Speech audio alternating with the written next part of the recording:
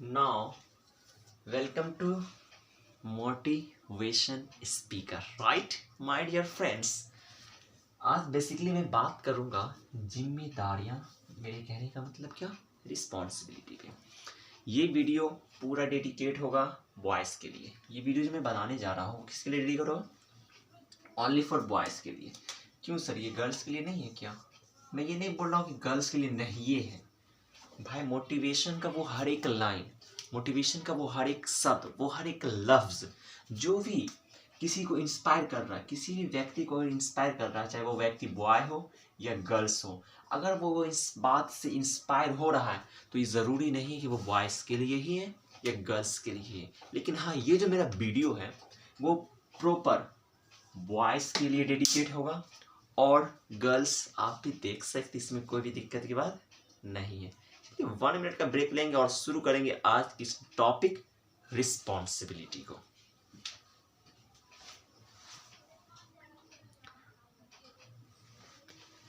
देख रहे हैं रिस्पॉन्सिबिलिटी, देखने से भी कितना खूबसूरत वर्ड लग रहा है, लेकिन इसके अंदर भाई साहब पूछो मत, इतना तकलीफ, पीड़ा, कष्ट, जो भी मैं बोलूँ, हर एक चीज़ का सामना करना पड़ता है। जो लड़का इससे गुजरता है ना, वही वो जानता है इस बात को, और वो अच्छी तरीक़ा से इस बात को फील कर पाता है।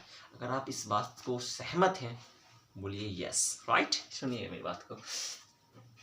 जैसे देखिए रिस्पॉन्सिबिलिटी, ये बात समझ लीजिए मेरी पहले बात, कि रिस्पॉन्सिबिलिटी खत्म तो हो जाता है, एक अनंत पॉइंट पे जाते जाते खत्म हो जाता है, एक इनफाइनाइट पॉइंट पे जाकर खत्म तो हो जाता है। लेकिन लेकिन लेकिन इससे लड़ना, इसका सामना करना, इसको हैंडल करना, इसके हर एक एक्टिविटी को समझना, महसूस करना, ये बड़ी शिद्दत वाली बात हो जाती है। समझ रहे हो ना? जी हाँ, देखिएगा जैसे मैं बात करूँ कि रिस्पॉन्सिबिलिटी इसमें क्या क्या हो सकता है भाई। अगर कोई फैमिली है, सपोज और कोई परिवार है, इस परिवार में अनेक व्यक्ति हैं, हर एक तरह के पर्सन हैं। अगर किसी के दादाजी होंगे, तो दादाजी का क्या काम है, ग्रैंडफादर का क्या काम, ग्रैंडफादर का मेन काम तो यही ना कि जितने भी परिवार है, जितने भी इनके परिवार में, उनके हर एक परिवार की बातों को समझना, इनकी हर एक एक्टिविटी को समझना, कैसे बातों को हैंडल करना है, वो सारी बातों को कौन समझता है? ग्रैंडफादर समझता है, दादाजी समझते हैं, क्योंकि सारा रिस्पॉन्सिबिलिटी किन पे आ गया है? दादाजी पे आ गया। जाहिर सी बात है। दादाजी के बाद इनके बेटे भी कौन? इनके बेटे में बड़ा बेटा हो सकता है इनका, या छोटा बेटा हो सकता है, कोई भी, बिग या फिर स्मॉल। सपोज मैंने बोला बिग, तो बिग का क्या, ग्रैंडफादर के जाने के बाद क्या बड़े भाई पे कोई रिस्पॉन्सिबिलिटी नहीं रहेगा? बिल्कुल रहेगा भाई साहब, क्यों नहीं रहेगा? तो बिल्कुल रहेगा। तो बड़ा भाई पे ये पूरा रिस्पॉन्सिबिलिटी बढ़ जाएगा।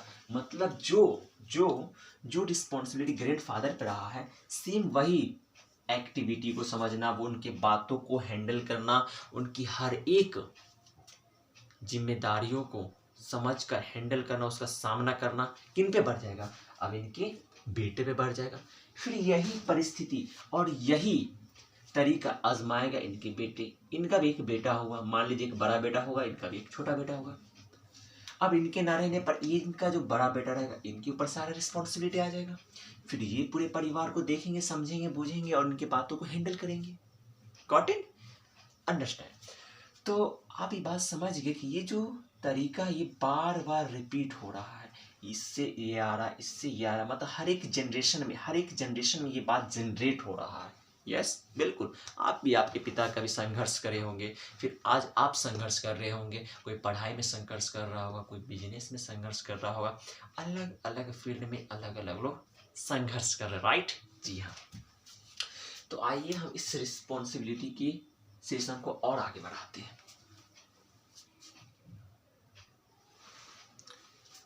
स्पेशली बॉय, आप लोग ध्यान दीजिएगा, एक कोई लड़का है ना, अगर वो अपने घर का बड़ा बेटा है, बड़ा बेटा अगर कोई लायक भी नहीं है, उससे छोटा है, तो ये तो बात सहमत है कि अगर बड़ा कोई लायक नहीं है, बड़ा कोई समझ नहीं है, तो उससे छोटे पे रिस्पॉन्सिबिलिटी बढ़ जाता है। सपोज कोई बड़ा भाई है अगर, तो बड़ा भाई अगर कोई है घर का, तो उनको अपने माता पिता को भी देखना है, मदर एंड फादर को भी देखना है।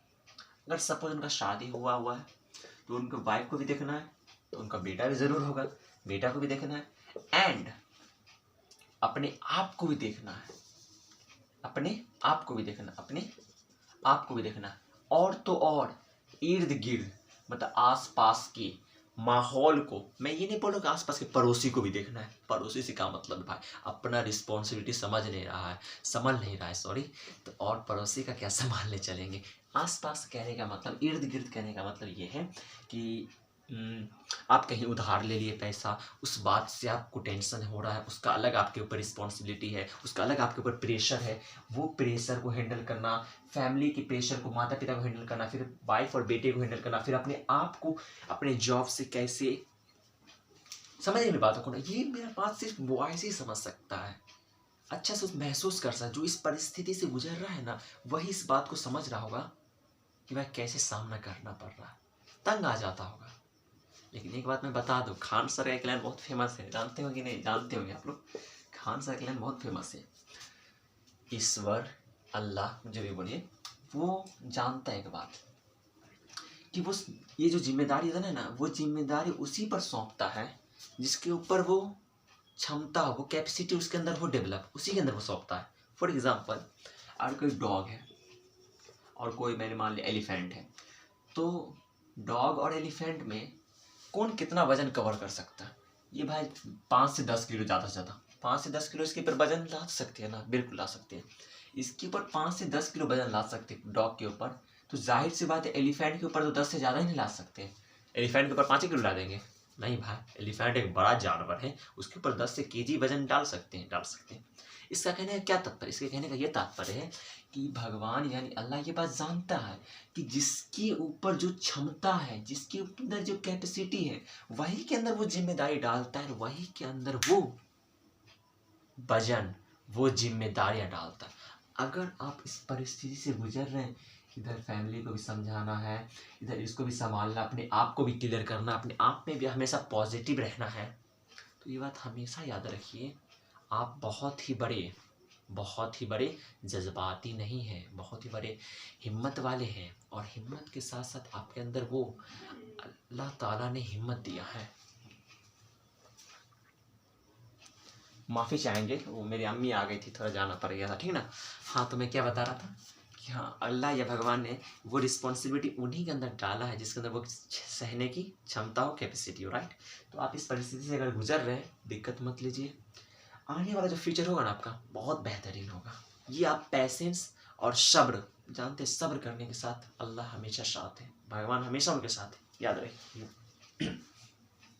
एक और बात याद रखिए आप लोग मेरा, क्या बात याद रखिए, देखिए एक लाइन फेमस है, एक लाइन क्या फेमस है जानते होंगे आप लोग, कि आप जो भी काम कर रहे हैं, पढ़ाई कर रहे हैं, बिजनेस कर रहे हैं, दुकान चला रहे, एनी वर्क, कोई भी काम कर रहे हैं, अगर वो काम में दर्द हो रहा है, परेशानी आ रहा है, कष्ट हो रहा है, अनेक प्रकार के पेन हो रहे हैं, वो सारे पेन को अगर अभी आप सह लिए, आई गारंटेड आने वाला फ्यूचर बेहतरीन, बहुत ही खूबसूरत होगा और बहुत ही अलग तरीके से झलकेगा।